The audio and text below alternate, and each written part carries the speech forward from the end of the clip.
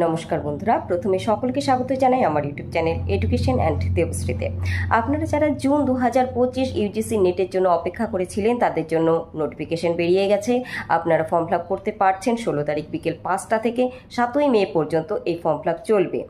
এবার এই নোটিফিকেশন সংক্রান্ত বিস্তারিত আমি কিন্তু ইতিপূর্বে দিয়ে দিয়েছি একটি ভিডিওতে। অবশ্যই প্রয়োজনীয় মনে করলে এই ভিডিও ডেসক্রিপশনে গিয়ে লিঙ্কে ক্লিক করে সেই ভিডিও আপনারা দেখে নেবেন। আজকের এই ভিডিওটিও কিন্তু গুরুত্বপূর্ণ হতে চলেছে বন্ধুরা, কারণ আপনারা যদি ইউজিসি নেট জুন 2025 দিতে চান তাহলে যে বিষয়গুলি অবশ্যই জানতে হবে এবং অবশ্যই তা বুলেটিন অনুযায়ী, তা হলো শিক্ষাগত যোগ্যতা কি আছে, বয়স সীমা কি আছে, বয়সের ছাড় কার কতটা কি আছে এবং এক্সাম মোড, এক্সাম স্কিম। চলুন দেরি না করে বিস্তারিত জেনে নেই। প্রথমেই শিক্ষাগত যোগ্যতা নিয়ে আলোচনা করব। জেনারেল আনরিজার্ভড জেনারেল ইডব্লিউএস অর্থাৎ ইকোনমিক্যালি উইকার সেকশন সকলের জন্যই 55% মার্কস মাস্টার্স ডিগ্রিতে অথবা ইউজিসি স্বীকৃত কোনো বিশ্ববিদ্যালয় বা শিক্ষা প্রতিষ্ঠান থেকে সমতুল্য পরীক্ষায় পেতে হবে।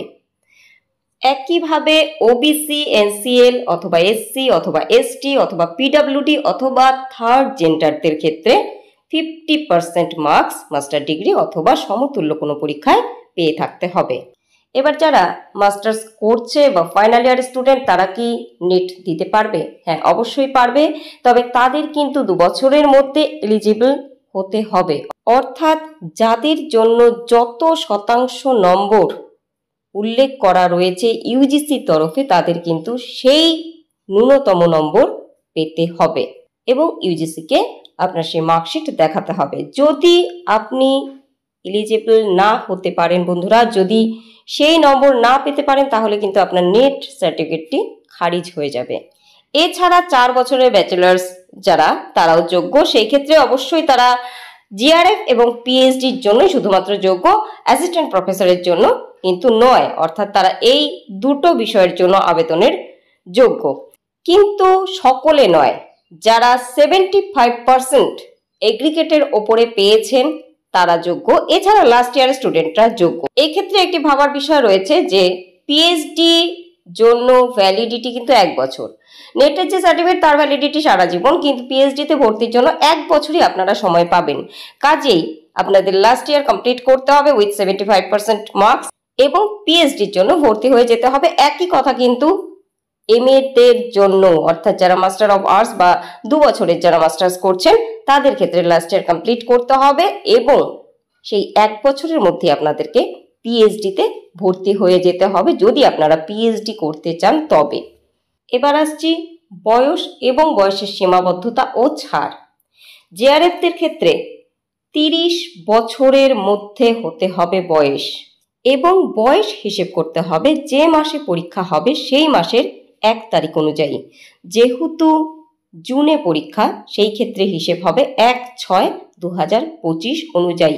এই দিনের মধ্যে বয়স 30 বছর হতে হবে, তার উপরে হয়ে গেলে কিন্তু সে আর জিআরএফ এর জন্য যোগ্য নয়।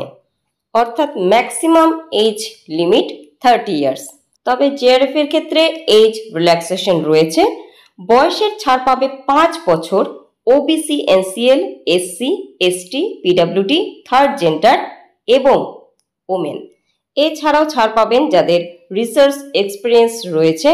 অবশ্যই প্রার্থীকে গবেষণার অভিজ্ঞতা সম্পন্ন হতে হবে নির্দিষ্ট সময় সাপেক্ষে এবং তাকে অবশ্যই স্বীকৃত কিছু প্রতিষ্ঠানের উল্লেখ আছে দেখুন, সেই স্বীকৃত প্রতিষ্ঠানের মাধ্যমে একটি শংসাপত্র পেতে হবে কর্তৃপক্ষের কাছ থেকে।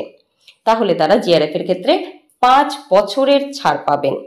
জিআরএফ এর ক্ষেত্রে 3 বছরের ছাড় পাবেন এলএলএম ডিগ্রি যাদের রয়েছে বা আইনের ক্ষেত্রে স্নাতকোত্তর ডিগ্রি যাদের রয়েছে। এছাড়াও সশস্ত্র বাহিনীতে যারা চাকরি করছেন তারাও বয়সের ছাড় পাবেন 5 বছর এবং একইভাবে আপনাদের বয়সের হিসেবটা করা হবে যেই মাসে পরীক্ষা হবে সেই মাসের 1 তারিখ অনুযায়ী। অ্যাসিস্ট্যান্ট প্রফেসর অথবা যারা পিএইচডিতে ভর্তির জন্য অ্যাপ্লাই করবেন তাদের ক্ষেত্রে কিন্তু বয়সের কোনো রকম ঊর্ধ্বসীমা নেই। অর্থাৎ যে কোনো বয়সের ব্যক্তিরাই কিন্তু এই দুটির ক্ষেত্রে অ্যাপ্লাই করতে পারেন। মোড অফ এক্সামিনেশন এক্ষেত্রে সিবিটি মোডে হবে এক্সাম, অর্থাৎ কম্পিউটার বেসড টেস্ট, এবং বলে রাখি আপনাদের মাল্টিপল চয়েস কোয়েশ্চেন্স হবে এবং এই ক্ষেত্রে অবশ্যই আপনাদের সঠিক উত্তরটি বেছে নিয়ে সাবমিট করতে হবে। এবার চলে আসছি যে আপনাদের মোট কটি পেপারের এক্সাম হবে। দেখুন আপনাদের দুটো পেপারের এক্সাম হবে। প্রথম পেপারটি সকলের জন্য এক, দ্বিতীয় পেপারটি আপনারা যে সাবজেক্টের ওপরে মাস্টার্স করেছেন সেই সাবজেক্ট ভিত্তিক। প্রথম পেপারে থাকবে 50টি প্রশ্ন এবং দ্বিতীয় পেপারে থাকবে 100টি প্রশ্ন। প্রত্যেক প্রশ্নের মান 2 এবং মোট 180 মিনিট বা 3 ঘন্টার পরীক্ষা, মধ্যে কোনো ব্রেক নেই, অর্থাৎ একটি পরীক্ষা দেওয়ার পরই আরেকটি পরীক্ষা কিন্তু সাথে সাথে শুরু হয়ে যাবে।